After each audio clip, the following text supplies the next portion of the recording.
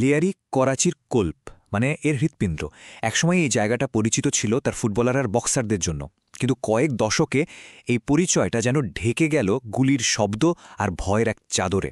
আজ আমরা সেই লিয়ারির গ্যাং ওয়ার্সের গল্পে ডুব দেব, জানব কিভাবে একটা প্রাণবন্ত এলাকা একটা রক্তাক্ত রণক্ষেত্রে পরিণত হলো। কিন্তু প্রশ্ন হল, এটা হলো কিভাবে? কিভাবে একটা সাধারণ পাড়া, যেখানে মানুষেরা থাকত, স্বপ্ন দেখত, সেটাই একটা সময় হয়ে উঠল একটা পুরোদস্তুর যুদ্ধক্ষেত্র? এর পেছনের কারণগুলো আসলে কি ছিল? এর উত্তরটা কিন্তু অতটা সোজা নয়, কারণ এই পরিবর্তনের সময় লেগেছে পুরো ৬০টা বছর। এটা কোনো হঠাৎ ঘটে যাওয়া বিস্ফোরণ ছিল না, বরং ছিল দশকের পর দশক ধরে চলতে থাকা এক নীরব ক্ষয়। চলুন এই গল্পের একেবারে শুরুতে ফিরে যাই, আমাদের প্রথম অধ্যায়, কিভাবে লিয়ারির চেনা রাস্তাগুলোই হয়ে উঠল যুদ্ধের ময়দান।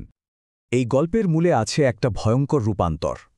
আমরা দেখব কিভাবে একসময়ের ছোটখাটো চাঁদাবাজি আর চোরাচালান ধীরে ধীরে একটা সংগঠিত এবং ভয়ঙ্কর সামরিক শক্তির অপরাধী নেটওয়ার্কের জন্ম দিয়েছিল। সব গল্পেরই তো কিছু প্রধান চরিত্র থাকে, তাই না? চলুন দেখা যাক সেই সব প্রথম কিংপিনদের, যাদের উত্থান এই সংঘাতের মঞ্চটা তৈরি করেছিল। এই টাইমলাইনটা একটু দেখুন। ৬০-এর দশকে যা ছিল বিচ্ছিন্ন কিছু অপরাধ, সেটাই ৯০-এর দশকে এসে মাদক আর অস্ত্রের নিয়ন্ত্রণের জন্য এক ভয়াবহ যুদ্ধে পরিণত হয়।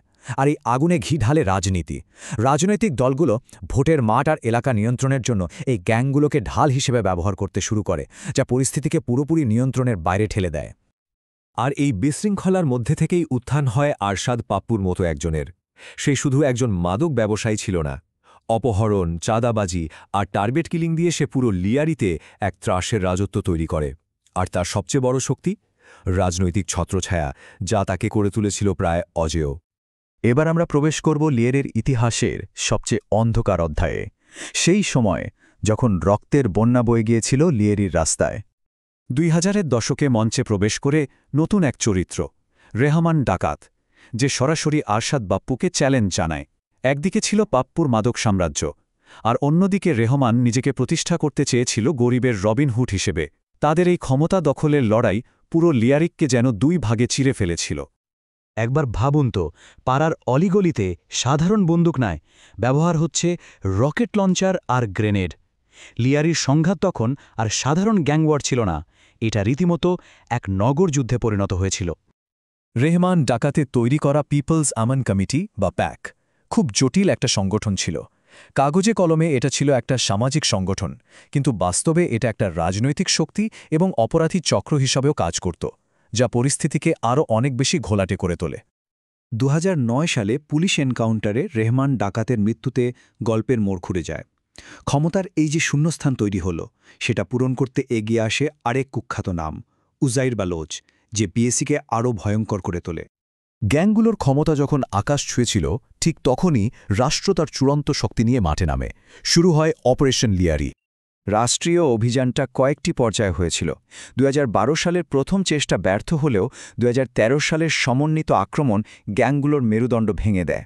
আরশাদ বাপ্পুকে হত্যা করা হয় এবং অবশেষে ২০১৫ সালে রেঞ্জার্সের অভিযানে পিএসি পুরোপুরি নির্মূল হয়, আর এর নেতা উজির বালোচ ধরা পড়ে।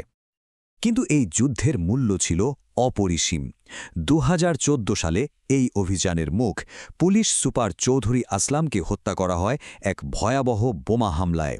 এটা ছিল অপরাধী চক্রের দিক থেকে এক দুঃসাহসিক বার্তা, তারা কতটা গভীরে শিকড় গেড়েছিল। বড় অভিযান শেষ হয়েছে, গ্যাং লিডাররা হয় জেলে অথবা মৃত। কিন্তু লিয়ারিতে কি সত্যিই শান্তি ফিরেছে? চলুন দেখি এরপর ঠিক কী হল। ওজাইর বালোচ গ্রেফতার হওয়ার পর যা প্রকাশ পায় তা ছিল আরও ভয়ঙ্কর। এই টেবিলটা দেখুন। তার স্বীকারোক্তি একটি গভীর ষড়যন্ত্রের জাল উন্মোচন করে, যেখানে রাজনীতিবিদ, পুলিশ আর অপরাধীরা একে অপরের সহযোগী। এটা আসলে পুরো ব্যবস্থার ওপরেই এক বিরাট প্রশ্নচিহ্ন তুলে দিয়েছিল। বড় যুদ্ধ হয়তো থেমেছে, কিন্তু লিয়ারির আকাশে এখনও যেন জমে আছে অস্বস্তির মেঘ। বড় গ্যাংগুলোর জায়গা নিয়েছে ছোট ছোট অপরাধী চক্র, আর মানুষের মনে রয়ে গেছে এক চাপা ভয়। শান্তি ফিরেছে, কিন্তু স্বস্তি ফেরেনি। এই একটা বাক্যই হয়তো এই ৬০ বছরের গল্পের সবচেয়ে মর্মান্তিক সারসংক্ষেপ। একটি পুরো প্রজন্ম বেড়ে উঠেছে সহিংসতা আর ভয়ের ছায়ায়। এই ক্ষত হয়তো সময়ের সাথে মিলিয়ে যাবে, কিন্তু এর দাগ, সেটা থেকে যাবে। তাহলে প্রশ্নটা হলো, বন্দুক থামিয়ে দিলেই কি সব সমস্যার সমাধান হয়ে যায়? একটা সম্প্রদায়ের গভীরে যে মানসিক আর সামাজিক ক্ষত তৈরি হয়েছে তা সারানোর জন্যে আসলে কি প্রয়োজন? এই উত্তর খোঁজার দায়িত্বটা হয়তো আমাদের সবার।